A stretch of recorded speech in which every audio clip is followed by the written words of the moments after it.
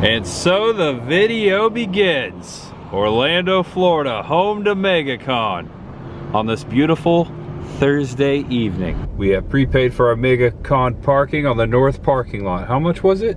30 bucks. 30 bucks. Know where you're gonna park before you come to MegaCon. To the Orange County Convention Center. Welcome back to the channel. Welcome if it's your first time. I am Tampa J.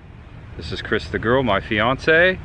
And today is my 4th year in a row going to MegaCon, but my first time going on opening day. This will be our second MegaCon together as a couple.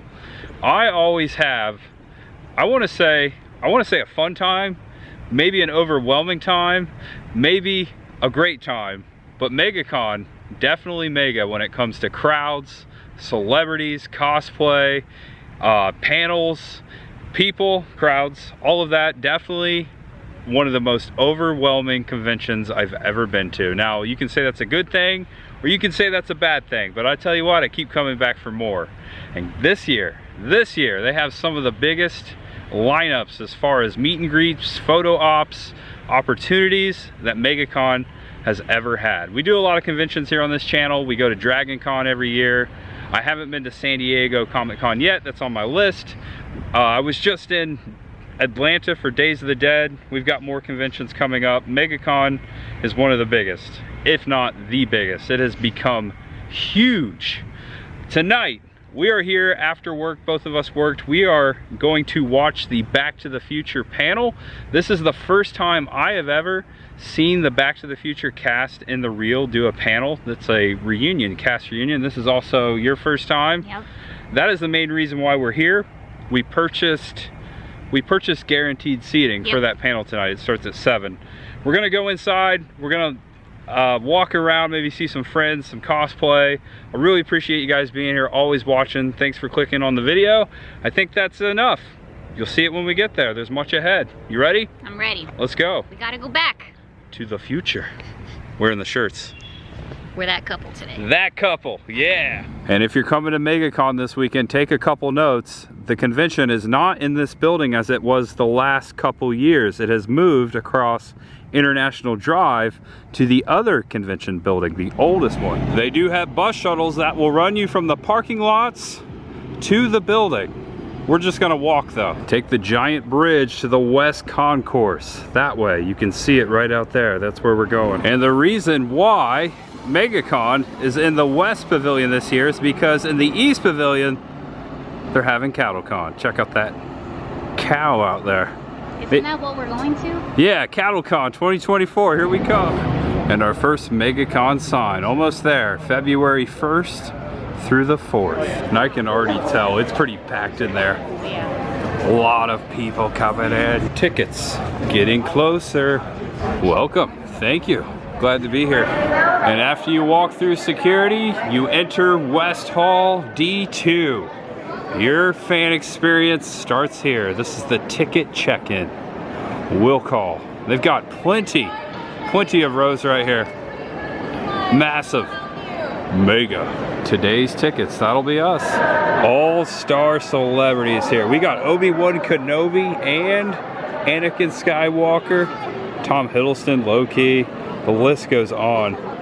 We had so much trouble figuring out how, when, and how much we were going to pay for some awesome celebrity meetups this weekend. We're gonna be here a couple days. Thursday, here's the pass. Very Bowie, very Star Trek. And the same thing as last year, badge activation is required. We just scan right here and set it up. And after your badge is activated, you come over to one of the lanyard stations and you grab a lanyard. These are for sale, but those are for free. And we both have our badges. Got it. My turn. Thank you. Tapped in. And the first cosplay of the day, Blue Beetle, a movie I really enjoyed. That is really good, dude. Awesome. Blue Beetle, who liked it? I did. The red carpet, oh my gosh. It's Thursday. Just imagine Saturday. Holy cow. Tons of people. Mega Spirit jersey in the house. The actual company, you see all the Spirit jerseys in all the theme parks.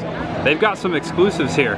Batman, Beetlejuice, Wonder Woman, Lost Boys. We got this guy coming out on Friday. That's our the Labyrinth film poster. And then on Saturday we have the Dark Crystal, which is the original hand sketches, and it's a sparkle jersey too. That's so cool. come back on Saturday. That one's gorgeous. All right, Saturday, you heard it. I'm a little biased, but you know, it's pretty. Looks great.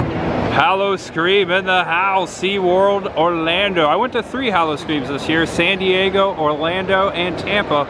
Last year, Williamsburg. I've got one more to cross off. I know these ladies are ready to eat me. A discounted tickets That's awesome. for Hallow. Maybe I should get one too. Yeah, this will come in handy. You look awesome, my friend. You look so good. Thank you. I think Thursday might be the day to come. I know this looks crowded, but it's not crowded compared to Saturday. Hello, Castle of Grayskull. Oh my gosh, Haunts On. Haunted house inside of MegaCon, just like last year, brought to you by A Petrified Forest. At some point this weekend, I will walk through that. We're gonna be here multiple days, so I may not do that tonight. Tonight, the ultimate mission is to see the Back to the Future cast Q&A panel. Raphael Calabunga, that is like the best Ninja Turtle cosplay I've ever seen. That's really awesome. Thank you, man. Yeah, Bossa Nova. Deadpool. We've got a lot of cars in here. Check this out. Lots of cars. Even a motorcycle. And talk about cars. Look at this Ecto. I've never seen this one before. I like it. There is the car, the 59 Cadillac. The OG Ecto 1. Oh my gosh. Don't get to see too many of ones that look just like this, like the screen used one. This is incredible. These are the Cat 5 Ghostbusters. Always enjoy seeing them at all of the cons here. There's a little terror dog. Nice doggy, nice pooch. I am so excited about Frozen Empire. I was just at Sony Studios in Los Angeles. Was getting some behind the scenes stuff. It was awesome. March 22nd is the premiere of Frozen Empire. We're stoked for it. Right, Vigo the Carpathian? Right? Oh, he missed his kitten. Back to the Future cast photo with up to 4 fans. Last call. The Back to the Future cast photo with 4 fans. If you have that photo op, put your hands up right now. Last call. And we're here at the celebrity room / photo ops. We were trying to make it for that photo op, but we weren't sure if we were gonna make it here in time. We would have made the last call. We didn't know that, but as you just heard that, we could have made it. Oh, but we have plans to get photos with other celebrities this weekend, and the whole point is to watch the Back to the Future cast tonight in person. So we made it for that. And correction, that was for the 4-person, so we would have missed the 2-person Back to the Future photo op. Pretty sure, yeah. Chris and I both had to work today, so Yeah. we came late. The force is strong with the puppy. He's so cute. We need to train Bella to do that. Bella, come on. 2 rooms of celebrities this weekend, not here yet. Ewan McGregor, Hayden Christensen, Tom Hiddleston, William Shatner, Danny Trejo, Juliette Lewis, just right here. Celebrities there, celebrities there, and then this same thing right through there, celebrities over there. Not here quite yet, it is Thursday. Many of these folks will be showing up Friday, if not be here by Saturday. And they haven't returned from the photo op, but Michael J. Fox and the rest of the Back to the Future crew have one heck of a line at the regular line. So if you don't get the photo ops, you can stand in line. You have a good chance of meeting the Back to the Future cast or any celebrity here this weekend. And the rest of the Back to the Future crew, who we will see later at the panel right here. Christopher Lloyd, Tom Wilson, and Leah Thompson. Chris and I got a picture with Leah Thompson at SharkCon for Jaws 3 earlier last year. So this is the first time I've seen Tom and Michael J. Fox in person. I did see Christopher Lloyd a couple years ago at Spooky Empire. So when you purchase the autograph, the 8x10, you come right here to the table, you pick out the photograph you want your celebrity to sign. Right here we have legendary Tom Wilson, Our photos. Leah Thompson. So they do charge for the 8x10, so that's additional to the autograph. Some really cool photos here. There's Jaws 3 right there, Leah Thompson. Filmed right here in Orlando. And Chris and I, at some point this weekend, are looking to meet Gina Davis and Susan Sarandon. We're talking about Thelma and Louise. Together, we're talking about Beetlejuice. We're talking about Rocky Horror Picture Show. I did not realize that Marissa Tomei was going to be here too. My cousin Vinny, that's what I'm talking about. Chris is really looking forward to seeing Alan Tudyk, an actor that I like too. All right, that's a big Twinkie you got there, Louis Tolley. Yeah, I like the Ghostbusters too. Oh wow, we got 2016. We've got all the movies right there, except for the new ones, but I could go for a Twinkie. Oh really? Yes, have some. Oh, yes, have some. That's a big Twinkie. Thank you. Tell them about the Twinkie. That's a big Twinkie. You want a Twinkie, Mark? No, thank you. I'm driving. Carrie? You sure that's not haunted, right? It's a haunted Twinkie. Mark Muncie, Carrie Schultz, ladies and gentlemen, Erie, Florida. How are you doing? Good. Well, welcome viewers. You should be here live. It's so much more fun live. You still have a few more days. Come on out. Come on down. Maybe Saturday. Yeah, we're doing panels Friday, 2 panels. Phantasmagoria is acting out some of the Erie, Florida stories tomorrow morning. And then we'll be doing our ghost panel Friday, and then Saturday, creature feature stuff. Saturday, unexplored cryptids of Florida. That'll be a good one. Yeah. Much ahead. See you, gang. And then here's a little mini Robert. We asked permission before we started filming them. We gotta ask. We gotta ask. Last time I ErieFlorida.com. my whole audio was misplaced. How much? You lost like an hour's worth of audio for that. That was audio. Yeah, Always gotta ask. Always ask. We love you, Robert. We love Robert. Yeah, we love Mark Robert. Muncie, Carrie Schultz. We Good to love see you them guys. both. We exchanged Christmas gifts. We exchanged Christmas gifts. It's been since before. We haven't seen you in a while. Since last year. Oh my gosh. All right, we got some X-Men. We've got some Fantastic Four. And we've got some Captain America. Coliseum of Comics is from Orlando. And check out this crowd right here in the belly of the beast on opening night Thursday. This is awesome. And what's a convention without comics? So many comic books here this weekend. Ooh, there's a Superboy comic. Never read that one. I haven't read most of these actually. And this sick artwork caught my eye. We got Freddy Krueger right there, Nightmare on Elm Street. I love the Edward Scissorhands. There's a giant one right there. Also, check out the Avengers up here. Some good artwork. Here you go, here's the artist right there. This is Compact Collective. If you scan that QR code, you can check out more of the artwork yourselves. All the way up. So many awesome artists here at MegaCon we'll see this weekend, much ahead. All right, we're exiting the vendor room. We're going to try to find the panel room. It's almost time. Should I tell you about the Twinkie? What about the Twinkie? We're gonna split it. Oh yeah. Actually, I already split it right there. Did, yeah. Perfect with the iced coffee. And officially going up to the panel room should be gigantic.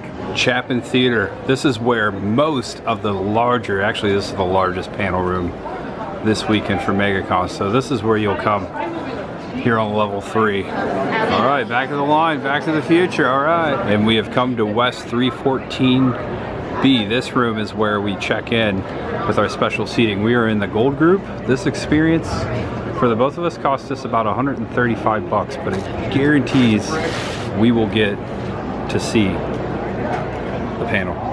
It's 6:57. The panel has been backed up. It was supposed to start at 7. We just got notice that they're gonna move us all out. A lot of folks in here. We're gonna load from the left side to the right side. Do not move until the person in front of you moves. And they let us know they are running 45 minutes behind. They said they have entertainment while we wait. We have a choice when we get inside. Where are we gonna sit? Wristbands are visible. Wristbands are visible. Left or right? All right, seating is first come, first serve. We're in the gold group. The other group already went in. It was a little more expensive for that one. All right. Here we go. We have made it inside. Wow, this is huge. I think we sit down there. What do you think? I say yes. Are you telling me that baby's nuclear? That's awesome cosplay right there. Okay, so we had the option to go up there, but we decided to come down to the orchestra. I think this is it. What do you think? Right here's good. This is a good seat. comfy seats. There were so many fans that got pushed back a little bit, so they are just a few moments behind getting here. However, they are on their way. It's really just because there's so many passionate fans that I guess they sold out. So that's a good thing. But we invite you, if you need to use the restroom, you need to get up and stand a little bit. If you want to dance safely, you can do that too. So the show will be happening very, very soon. He's got a signed Mr. Fusion. Signed by the cast, Mr. Fusion. Okay. Yeah, the curtain's moving.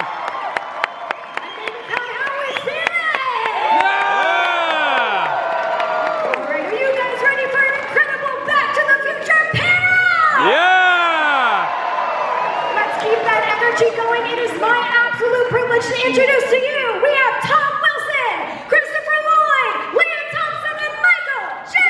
Fox! Yeah, here they come!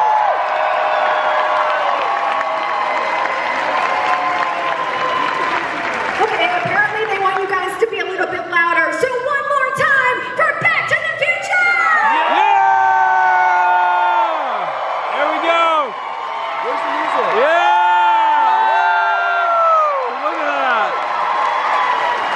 Awesome there.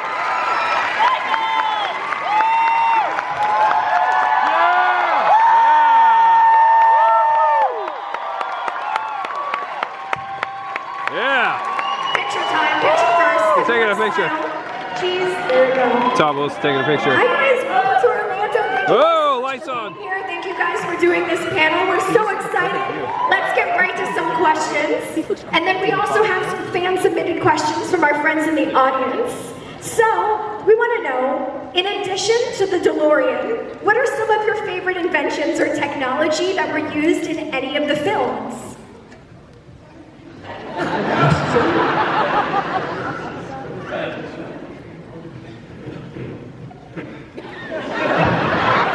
Thank you, Tom. Well, I think that the TV with a bunch of TVs inside of it was kind of the best guess they had. The flying car didn't work out so well so far.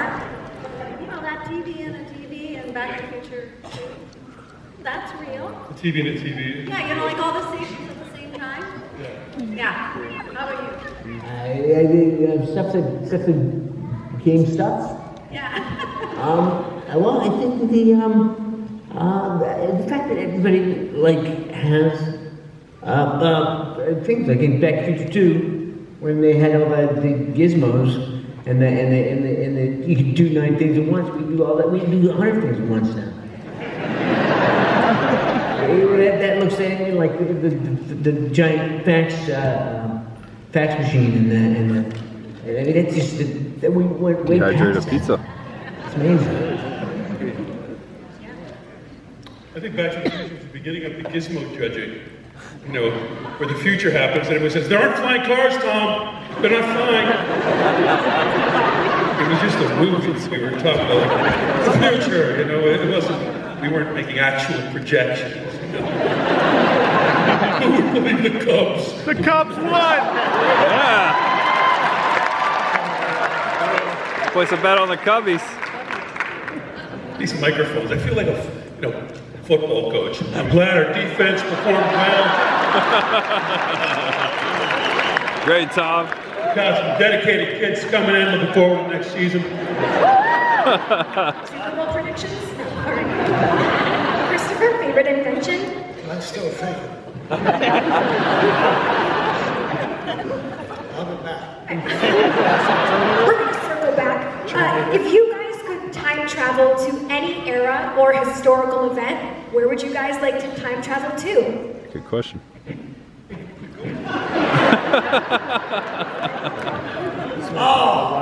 Actually, so many of those. I'm thinking. I go back and see your play that I missed. What play? King Lear. King Lear, okay. I will go back and see him in King Lear, which I missed and I still regret. He's a genius. He had a beard too. Oh, really? Can I say just you running the questions back, Chris reminded me that I want to thank this gentleman. There's a gentleman, can't see, but the person bringing me, sign language. Thank you. Oh, Michael J. Fox thanked her for doing the sign language. Carry on. Where would you go, Tom? I would go? Yeah. I would go like he. I would go to December 25th, 0000. See the cows and the donkeys. See if the little drummer boy could actually play the thing. You know. I think in pop culture, as a musician, I would like to go back to the Cavern Club in Liverpool. Oh yeah, Beatles. And see the Beatles perform in this apparently closed, dank place where something unbelievably exciting was happening, artistically. You know, something new, and just everyone like, wow! And now we've accepted it so much into our culture, but it really revolutionized music until now, 2024, and people are still going, man, I mean, gonna hold your hand. So love the Beatles. That, and, you know. It's actually amazing because we get asked this question, or I get asked this question all the time, and I still don't have a very good answer. I mean, it's crazy. We get asked this all the time. I was thinking about Good answer. Sorry. Should I go? I'm done. I was thinking about, I did a TV movie with Woody Allen, and he was, the crew was sitting around a bowl of peanuts, and eating this bowl of peanuts. And we were talking about time travel. And Woody kind of came up and heard what we were talking about, and we turned and said, Woody, if you go into any time other than now, where would you go? And he said, no time before the invention of penicillin. He's such a great Woody Allen. I'm all for that. Anytime after the invention of penicillin. Christopher? I'm thinking. This is awesome. Obviously, we're here at MegaCon, and I'm just curious, where's been some of the most unique or unusual places that you guys have been recognized?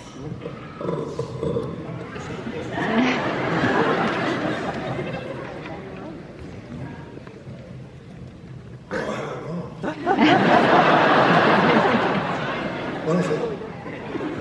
We'll circle back. The men's room.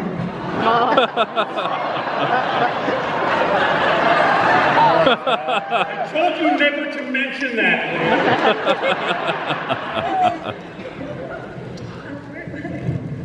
I got off the plane in Hong Kong, made it through Chinese customs, and a man was literally pulling a rickshaw. I don't mean to be culturally insensitive, I truly, but he's pulling the rickshaw by me, dropped the bars of the rickshaw, and just went, "Back to the future!" So, man, that thing gets around. Wow. Well, okay, I remember this. Yeah! Chris Lloyd. I was taking a bicycle trip across the country, literally from Oceanside or somewhere to Nova Scotia. And I was going across the desert, and it was hot. I was very aware about, running out of water. There were signs like, why are you doing this? Okay. So good looking. Oh, okay. And so I'm going across, and there was like a trestle going across between the sand dunes. And got off the bike and went down below and lit up just in the shade, catching my breath. And I hear a vehicle cross the bridge and slow down and stop. And my bicycle and everything, possessed up there. And a few months later, this guy leans over the edge of the bridge, looks down, and he sees me. And he looks at me, and he goes, "Reverend Jim."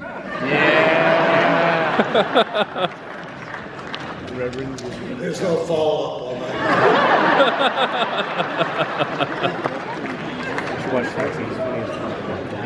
Such a great show. Nick at Night, taxi runs. Let me see. I get recognized everywhere. So.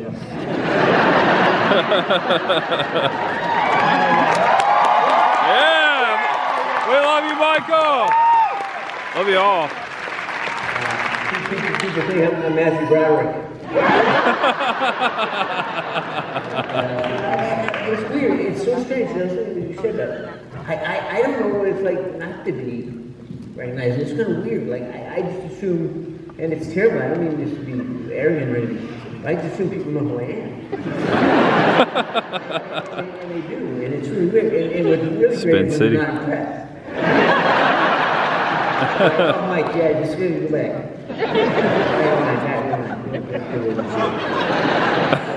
But it's weird. I've been well known for like 40 years. It's really weird. Yeah. I will speak Eaton. Team Wolf. Like, this is not to suck up, but it's been one of the great things in my life that all you folks know who I am, and I feel like I know who you are, and we have this great communication that is like just reinforced today. Just to be with you and see you all and have you. When I first I was asked to do one of these things years ago, and I thought, well, it'd be kind of cool because I'll do it and I'll get to show up for people that show up for me and say hello to you and all that stuff. And I realized I wasn't doing it for you. I was doing it for me because you guys give me so much. And in my life, all the blessings in my life come from you, and I appreciate it. And let's get that out of here.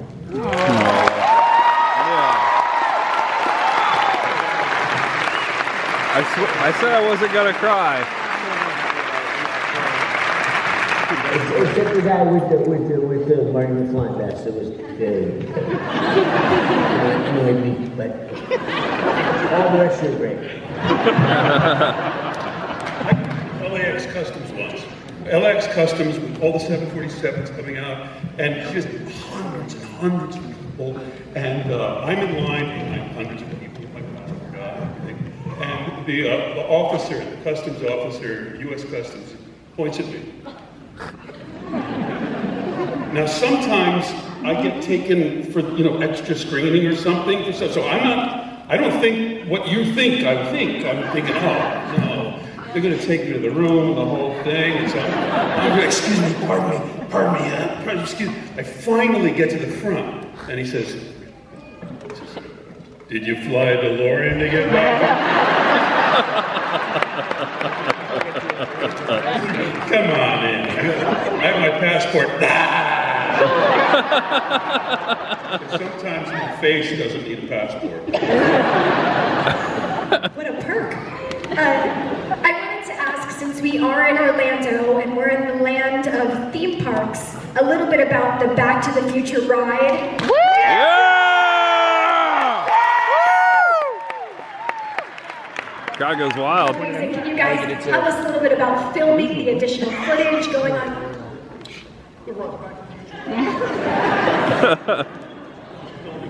Yeah, I used to take the ride a lot. One day I was at Universal, I think I rode it 4 times.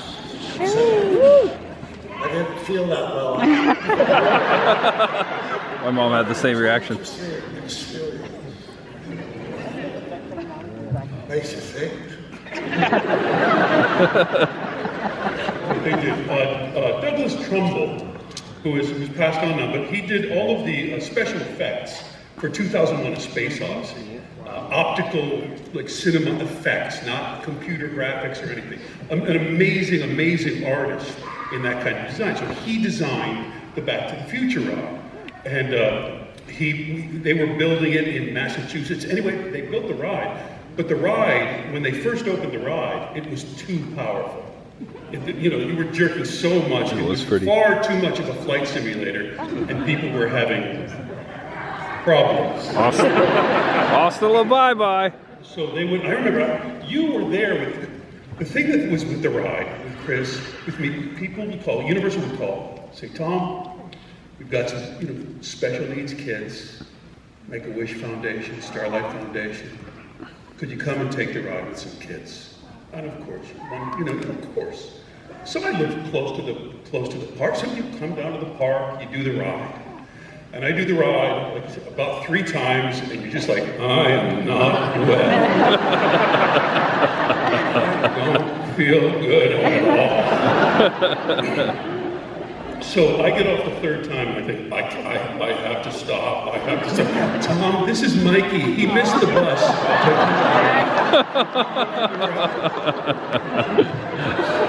So I'm going on this ride with the kid. Dear God, please don't let me throw up on a special needs kid.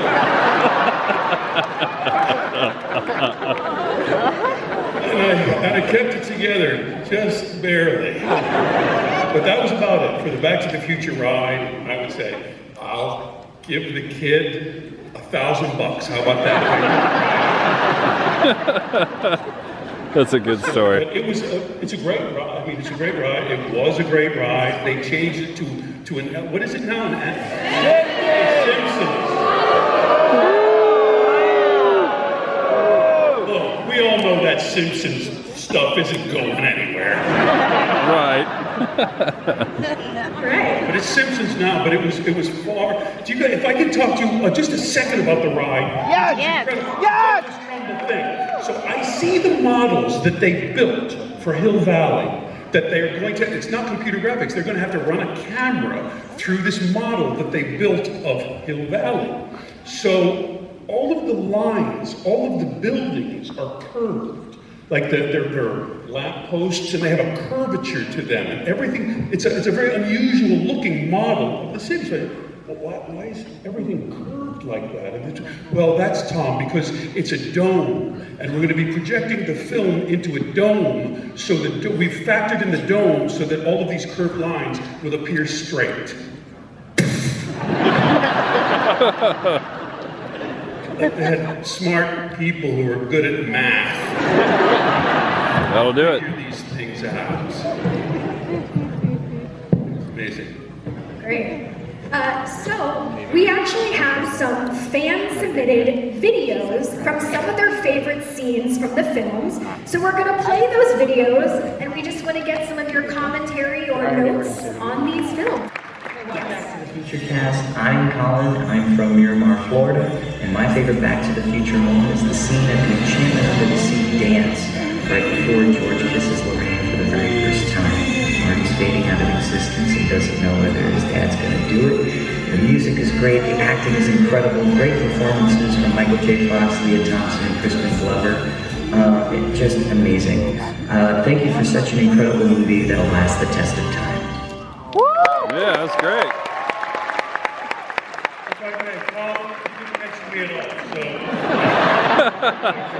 What up, butthead?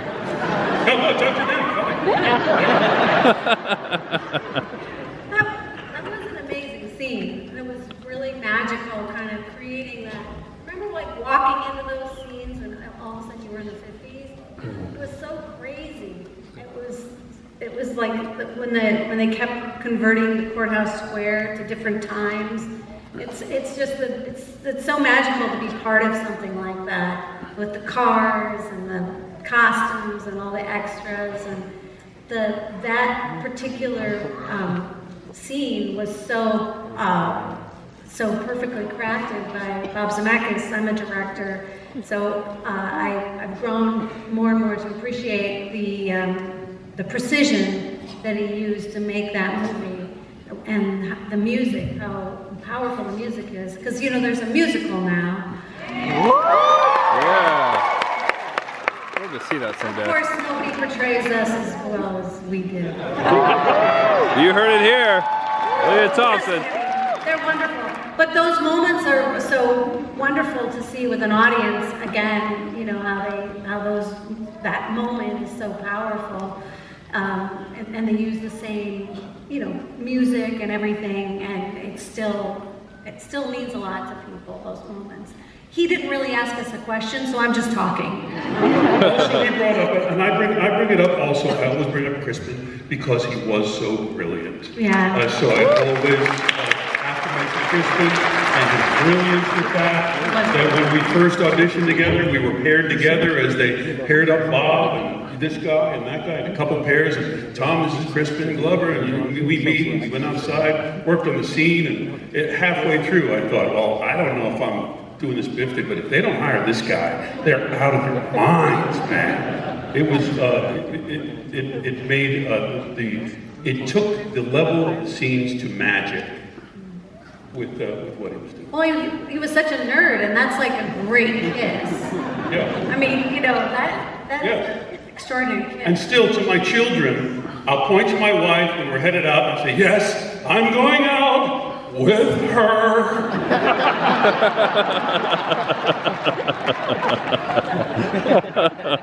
With her. And of course, the incredible guitar playing by Mr. Fox. Yeah. Woo! Yeah.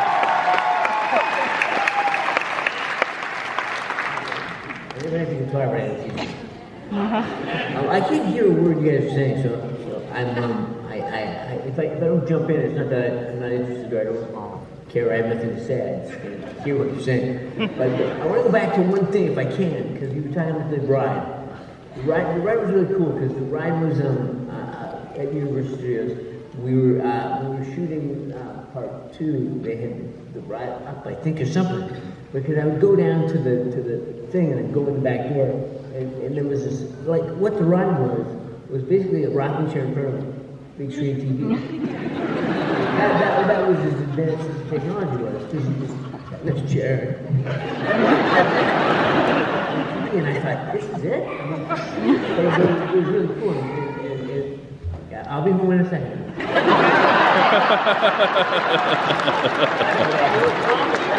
So said Daddy. So anyway, but the thing was really cool is I go down and I hop in the rafters of the ride and look down, and it was like 40 little vestibules and little things with people in rocking chairs, and I just sit and watch them for hours and fascinated by it. But I love that I had that access to it. But there's one other thing I was going to say about that. I can't think of it. Oh no, this was the other thing. It was not really related to that, but another thing about just a little side thing about shooting at Universal Studios.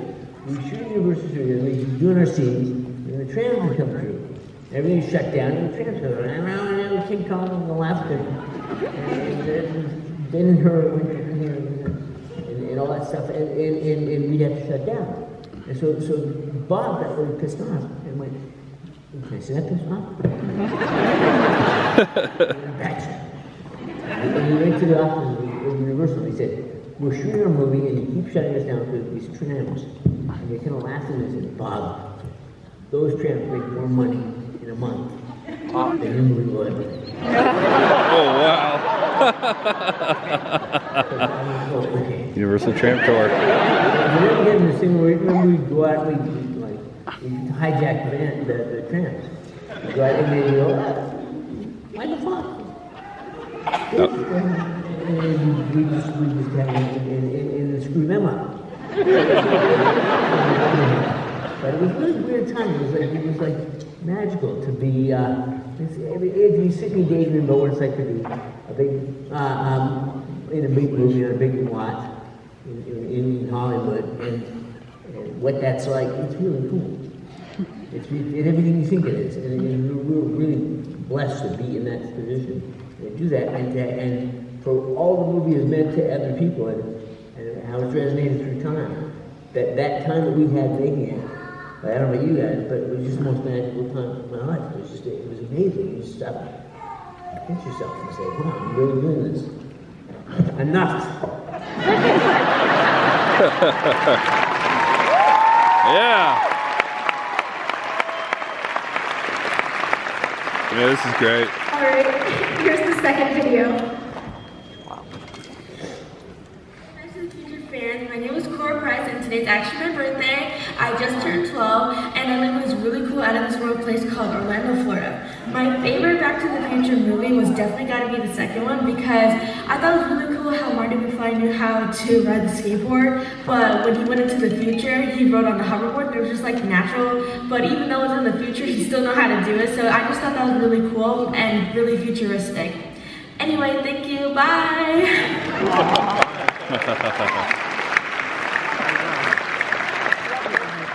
So I guess the question is memories of the hoverboard.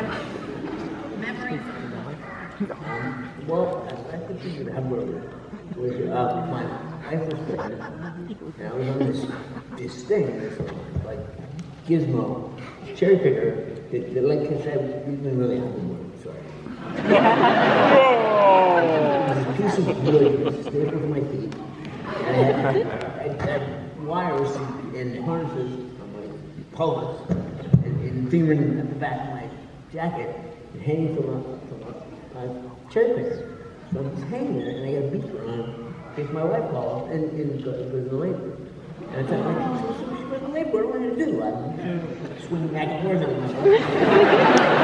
I swim back and so that was my big memory was like how much pain was involved in doing that because the pain from like wires going up my arm and it was just insane. And but it turned out working pretty cool. and my wife had my son and he's now 34 years old. 89.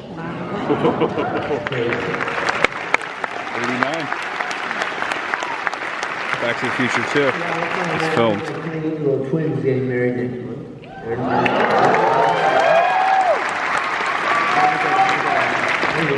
My oldest one is in college. It's much smarter than I am. That's good. It's a good life. Yeah. Michael J. Fox. Awesome. All of the hoverboards, you know the flying hoverboards, and they had actual hoverboards with like piano wire going from the rear of the hoverboard at the front of the hoverboard and coming through our harness to go up to this crane. So they made the hoverboards of a certain size, they made all the piano wires of a certain size that fit everyone. Everyone fit inside the wires and could fly up. So we went out to a ranch to rehearse on the hoverboards and see and lifted it up. So they lift us up on the hoverboard. Well, I get on my hoverboard and the wires come right in my chest. So they start spinning us around to fly. And everyone's like, ho ho, this is fun! And I'm just going, ah! Batter up. So I'll tell you, there's a shot where we're swinging toward the camera and I'm gripping the front. And I'm doing that Griffiths thing because I am literally like, like a nice purple line. Even because in the rehearsals out at the ranch, I said, I can't do it. Can you move the wires and the hoverboard? You know, stuntmen. Nope. All right, here's the next video. Hi, my name is Jackson Becker. I'm from Lake Mary, Florida. My favorite scene in Back to the Future is when Doc and Marty are in the garage testing if the lightning will be enough to power the 1.21 gigawatts. So Marty winds up the car and it starts going. It goes into the paint, which catches fire, and Doc makes this great face. It's a good one. I like it. Yeah. I love that sound he makes too. Who is she? Can you tell us about the scene and maybe did you have to practice making that face in a mirror? No, I think that was a one-take deal. Third, fourth, fifth, 10th take, I don't know which, but I had no idea I was going to be sitting here today and I would see that. Well, we appreciate it. All right, we have one final video. Okay. Okay. Can I say one thing? Yeah. About Chris and that scene. Chris, look, there's a thing we say in show business about we call it laying pipe, which is exposition, which is like saying, like getting the exposition out. This will happen, this will happen, this will happen, this will happen. And it's like the way of telling the audience what's going to happen, and it saves the effort to show all that stuff. But the laying pipe is a thankless thing. No one wants to lay pipe. No one wants to do the exposition. It's boring and it's like it's a drag. But every once in a while, a genius is born. You can lay pipe better than anyone and make it entertaining and to tell you that stuff you need to know. Tell you the way that it's more exciting than the actual thing. It's just he's so good at it, and the world's greatest layer of pipe.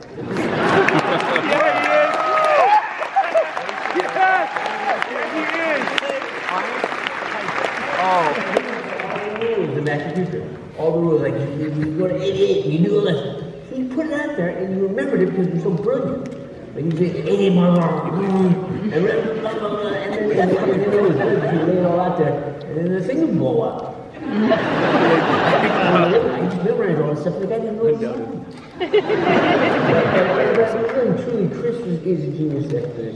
He's just the best in the world, and it's an honor learning from him.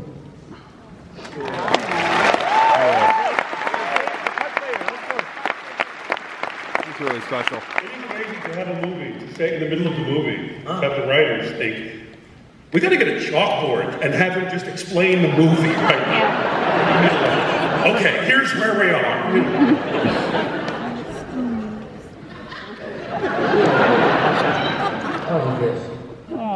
All right, here's the final video. My favorite movie moment. It was right before Doc shows Marty the paper. It's so funny. I think they did such a great job. Don't talk to anyone. Don't touch anything. Don't do anything. Don't interact with anyone, and try not to look at anything. I don't get it. I thought you said this had something to do with my kids. Look what happens to your son. Something's got to be done about your son. And sometimes they're a cry for help.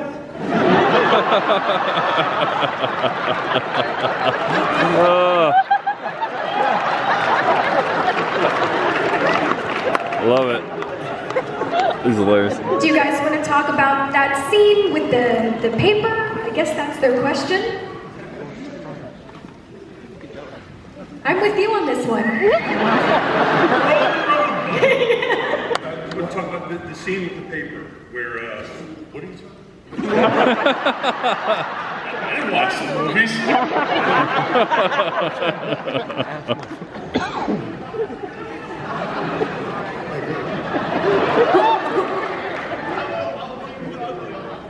Yeah. I mean, sure. I think we covered it. Yeah? Did we cover it? Perfect. I think we covered it. Yeah, we got it. Yeah. I was so confused. Yeah, we got it. All right. Well, we do have some more fan-submitted questions. This one is for you, Tom. This is from David from Orlando, Florida. Woohoo, Orlando. They want to know about your song, Stop Asking Me the Question. And getting to sing it in front of some of your fellow cast members. I have sung in front of my fellow cast members. I won't sing it tonight because come to my table. Bring some, I don't know, those peanut butter M&Ms or something. I don't do it for free. Yeah, you can do it for free. Stand-up comedian, all round this great land of ours. Anyway, I would spend all night till 3:30 in the morning standing in the parking lot of a nightclub or a theater answering questions to people that just wanted to talk about Back to the Future after my show. And I just thought it was just fixing a problem. Like, I've got to go home to the hotel and sleep. I need something. So I wrote a song just to answer all the questions. Well, both things. Answer the questions and to communicate in a funny way that, yeah, I've heard that before. So it was very early. It was one of the first viral videos on YouTube. I didn't know how the video, I didn't know how YouTube works. You gotta put that on that YouTube. So put it on YouTube. Oh, you got to make it for sharing. Make it for sharing. Okay. And so that week I put it out there, and I remember hearing on the radio that Bob Dylan, his new album is out. His video, it's got over 25,000 looks on YouTube. And I thought, my video already did 250,000 views. So I didn't even know. It just went, so it went viral. None of us knew what viral meant, but it became a big thing, which was very, very great. I felt good because Good Morning America or something, it was the Oscars a number of years ago, but they asked me, will you come on the show and play that question song, just as a sort of response within our fascination with the movie business of what can happen and that kind of identification. So I went on and I sang the song sort of as a response. But everyone, not everyone, a lot of people, oh see, he hates the movies. It wasn't that at all. It was like, guys, I'm telling a joke. I do it in nightclubs for people drinking grown-up drinks and eating chicken fingers and having fun.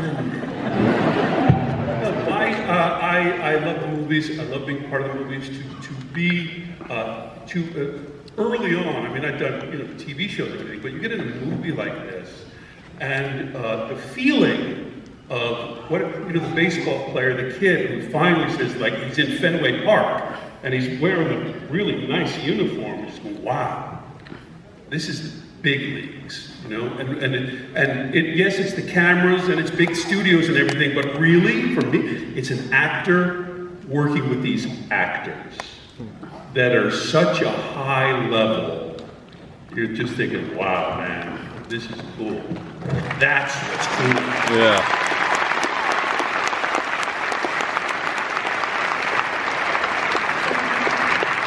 All right, this next question is from Kira from Melbourne, Florida. And they want to know, if you could have any other car be a version of the DeLorean, what car would you choose? Jeep. Nice and simple. Off-road time travel. I'd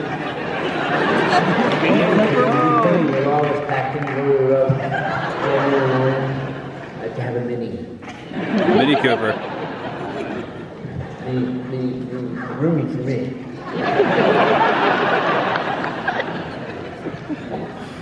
And nothing else. 2008, I've driven a 2008 Honda Element and still do. It's a good car. I love the car, but unfortunately, it won't go 88 miles an hour.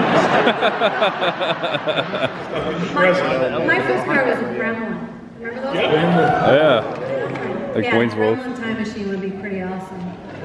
There's none of them that exist anymore because they were so bad, they've all rusted to dust.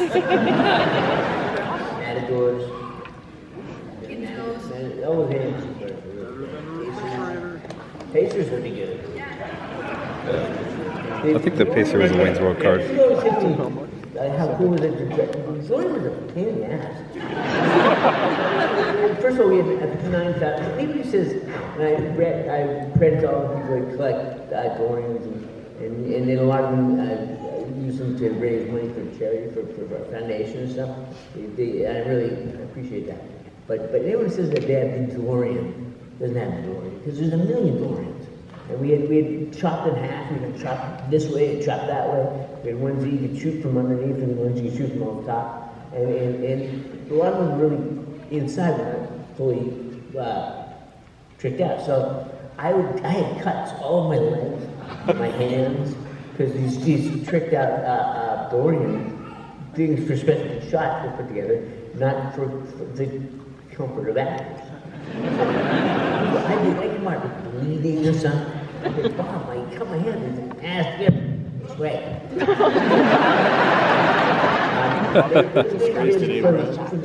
They didn't care about my well-being. I was already doing 2 jobs at once, so I was so freaked out of my mind I didn't know what I was doing either. That's all you're all right. Just step in front of the train. It worked out, but it was the DeLorean was not a comfortable trip. I was thinking thinking about this. Do you remember when we had to do the kiss when I realized that you're my son? And they were like trying to get the camera in there, and they couldn't get the camera in there, and they were freaking out because it was this old car, and they're like, we're gonna have to cut up this car. Do you remember that? Yeah, I made it as difficult for them as possible to get the shot.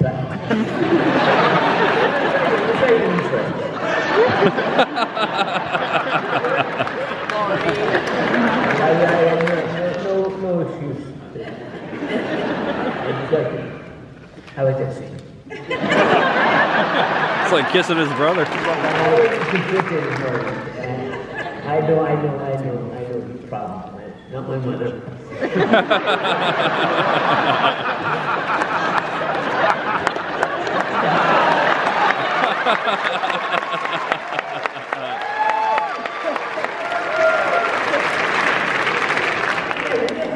How like I'm great actors and really wonderful roles. It's so cute.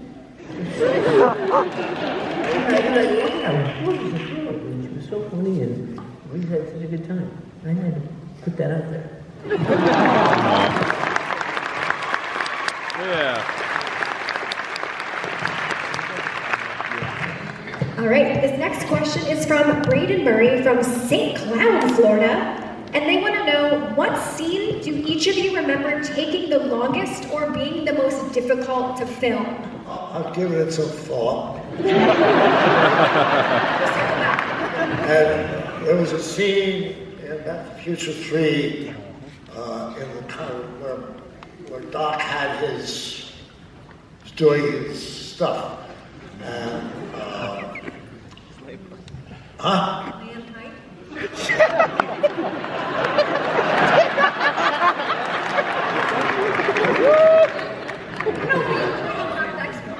Yeah. There was in this scene, there was a elaborate, huge mechanical device, a machine, and it made ice. And the ice, it's a refrigerator. Steam along, moving parts, and then a cube of ice would drop. And I had arrived immediately after it dropped, as I recall.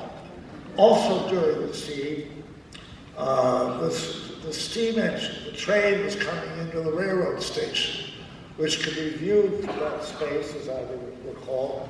The camera angled down there, and Clara arrived, or Clara was getting on, or whatever.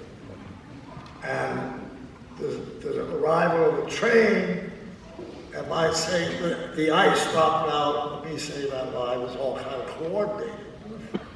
And I had a simple line when the ice came out, and I don't remember what it was, but it was nothing complicated. And on one of the takes, I couldn't remember the line. So the steam engine had to come back to the station. The ice machine had to be started up again, and they had to go through the entire routine all over because of a damn cube of ice. I don't know why I told that story.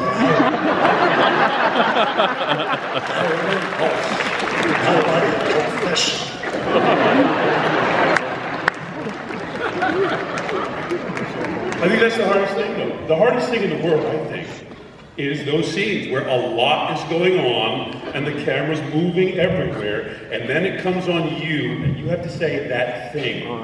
And so there's too much time to think about it. Don't blow it, Tom. Get it right. Then you can forget it. It's very easy to do. I think mine was in Back to the Future 2 when it started in the bedroom with you, and I had to come out, go down the stairs in that giant set at Universal, and like camera was following, and Zemeckis would try to invent business to slow down the camera, and I was supposed to be drunk, and I was teetering in high heels, and that took forever, and that was so hard. The entry into the Hill Valley Festival in the Old West was one of those shots, coming off of my horse into the town, through dancers and everything. All kinds of things are happening, and horses are running and everything. And then the gentleman, it's happened to me, and Bert, I think, and he had the, like, gentlemen, the Smith & Wesson, whatever, 45 million, and it came right on him. And we had to do that shot a number of times because it's coming up, and you just go like, ladies and gentlemen, okay, back it up, horses back up, everybody backs up, redoes it. But that's the nature of those shots. That only Robert Zemeckis, Scorsese, they planned that shot. The beginning of Goodfellas, the shot through the restaurant in Goodfellas, or whatever those guys love shots. But the thing is now, it's so different than it was then. Now, because I'm a director, they can fix so much.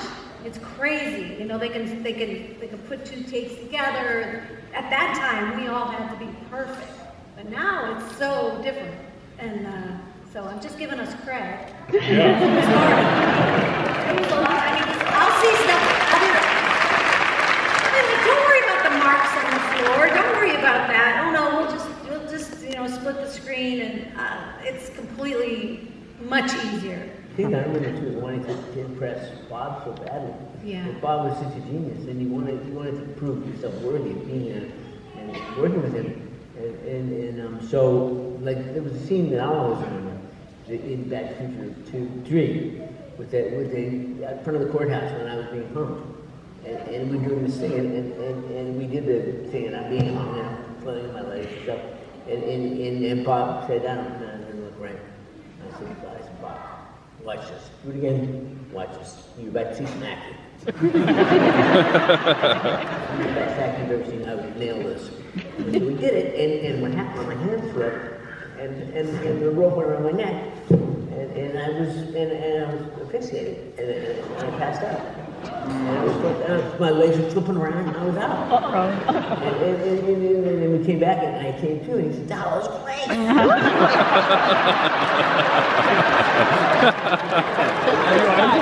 Really hanging.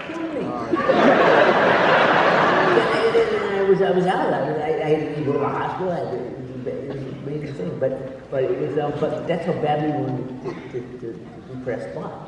Because he meant to something. We wanted to prove that we were worthy of his gift.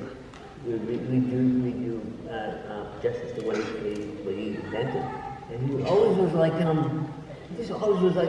can't express. And these guys will know it. Always like. Like, we'd be up all night, and they'd say, well, he's going to quit because he's not going to get the shot. And we said, well, he's going to get the shot. We're going to be here all night until he gets the shot. And then, we'd be like, all right, we'll do this, we'll do this. And he would work. It was amazing to work with him. And he went on to make Roger Rabbit.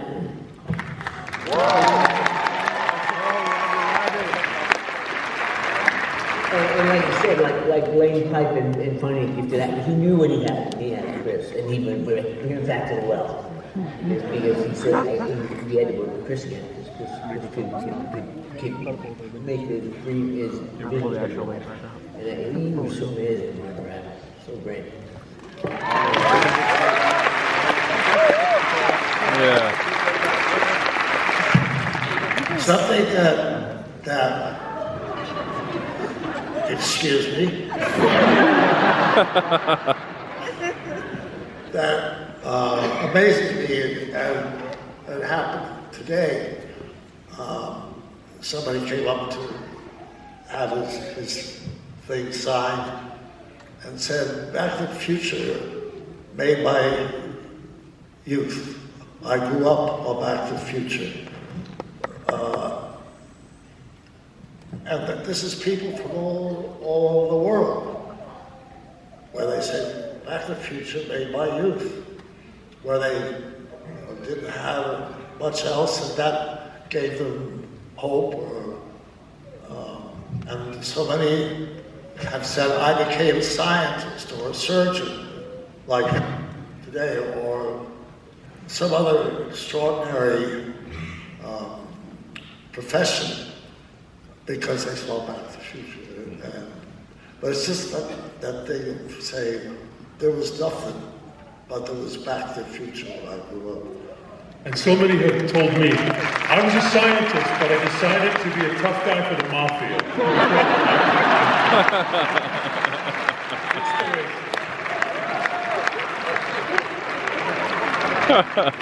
No, what you're saying though, it is, and what Michael said is, and I think we all feel this way, we're overjoyed and so thankful and grateful to you fans, because this was not something we saw coming. We didn't see that 40 years later we'd be sitting here talking to a group of people, half of whom weren't even born when we made that movie. And it's, right, Leah, whatever, sorry. I gave a hunt. But it is a great gift, and I just really personally want to thank you guys, and want to thank these guys for being so amazing for all these years, and being such great scene partners. And Thank you! Woo!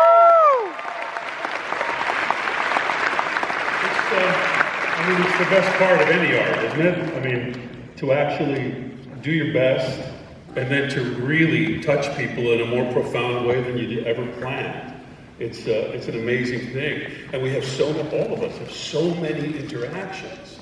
And it's funny in a way, because those inexpressible things about your family, about watching it when you were sick from school, about Dad bringing it home for the new VCR, about all of those things, they're expressible, but they're kind of inexpressible, you know?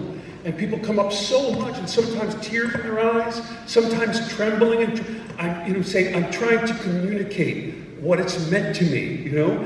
But it's that magic. It's movie magic, literally. Because, you know, I say, well, thank you very much. I understand what you mean. And everyone's like, I don't think you do. It's really something, you know, and it's something for us too. And it's very moving and wonderful to be able to affect so many people's lives around the world. Around the world. It's an amazing thing, you know, for just a movie. A movie about a guy who goes in a time machine car and meets his mom and dad. In a way, always with Back to the Future, I'm always amazed. It's a relatively simple story. I'm amazed that somebody didn't write that before 1884 or whatever. Yeah, you go in a time machine, meet your parents, see what happens. But it really, really, really, as you know, struck a nerve. And to have people come up to it, do you know there's a guy who's playing you on Broadway? It's an amazing thing. Just this movie that we made, and now it's a show with Nathaniel, the guy playing Biff. I don't care about the other characters. I can't get back in the future. Whatever. I'm talking about the guy playing Biff. Bravo, Nathaniel. Yeah. Music has always been part of my life. And now, you know, not to be immodest or not to brag, but just a cool thing. Imagine now, the coolest is for a guy who loved music, played music and played band all his life. When John Mayer or Chris Martin comes out here and says, I play guitar because of Back to the Future. That's amazing.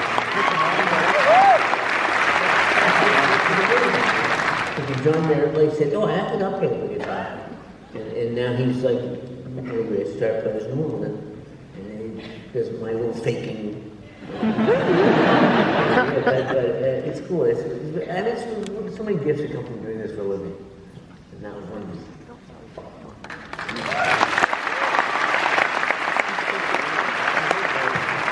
I've enjoyed so much, you know, getting in fist fights behind a dumpster in Las Vegas.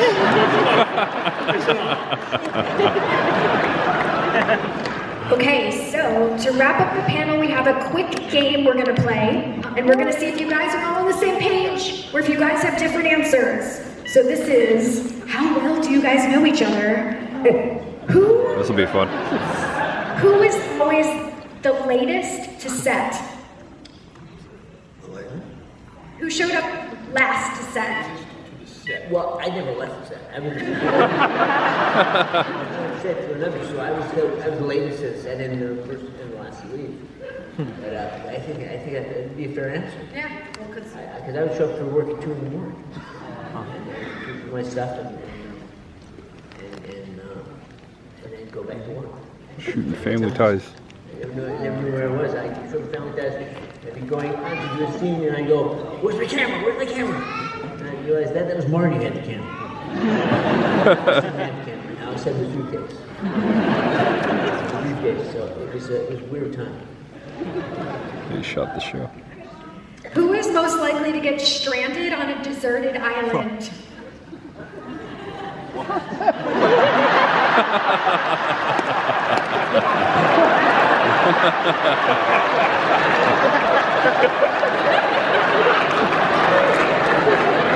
And he wouldn't notice.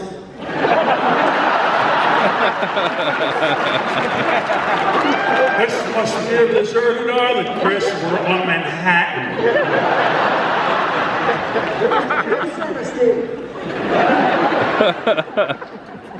Who's the biggest prankster? A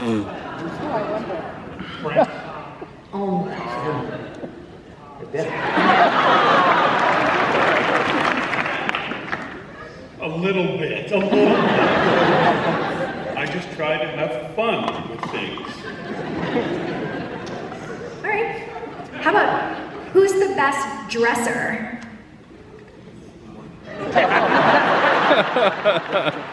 I haven't been anything, so I nominate myself. I have to wear that darn pink dress forever. I almost wore that. Oh, I've got a sparkly. Show it off.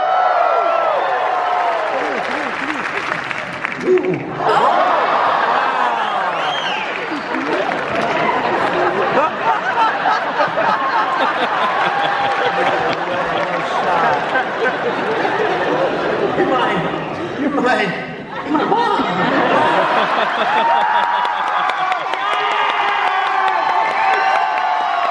That was great.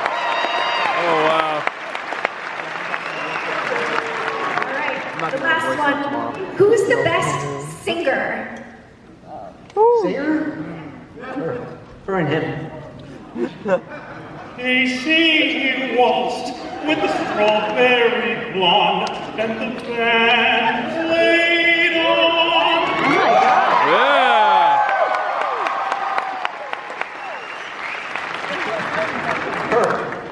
He should play Biff on Broadway. She's great. He's picking me up.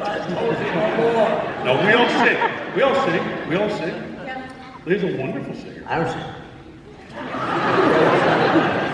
That was me singing the movie at all. So, you know. I'm on Broadway. Yeah, she's been on. No, I thought I was probably going to be a professional musician and singer, and then just kept getting in shows and things. And showbiz happens. You can't control every step of it. You're just trying. Well, they have a show. Okay, I'll do that. And then you end up in a movie. Just going, okay, we'll act in a movie then. Huh. But I'm going back to harmonica. Well, we're so thrilled that you guys were in this movie and all of the movies. This has been such a joy having you guys here. Thank you guys so much. Yeah!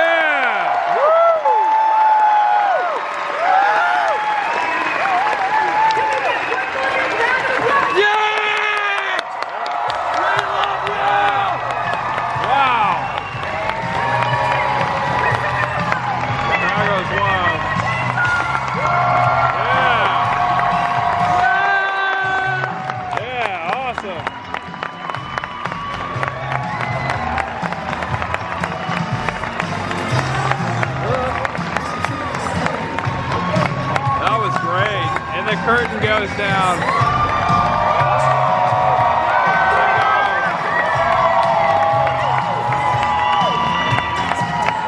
Awesome.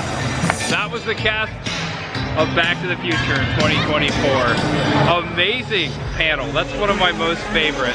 They were so genuine and personable, funny, charming, a lot of great stories, very sentimental, and very appreciative of us fans out there, here, everywhere. Wow, one of the greatest movies of all time.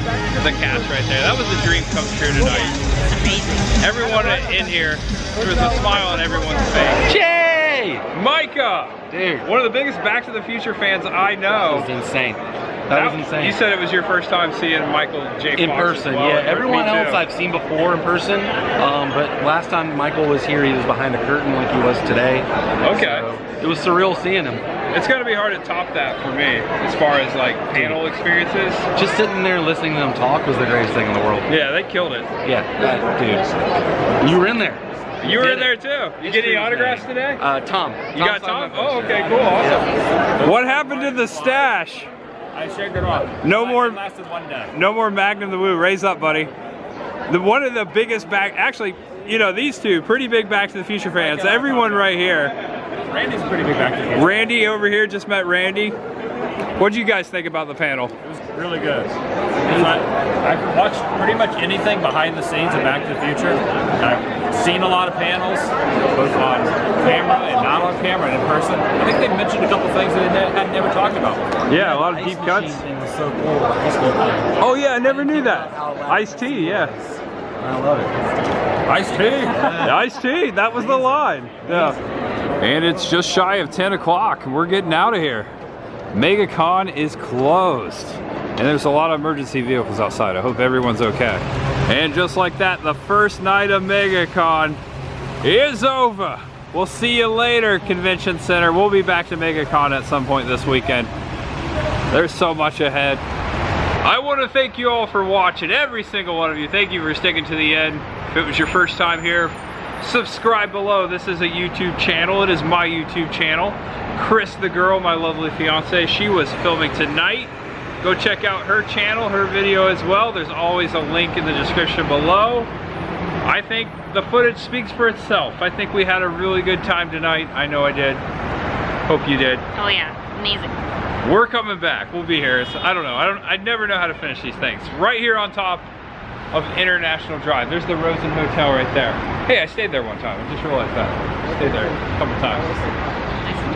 Yeah. Okay.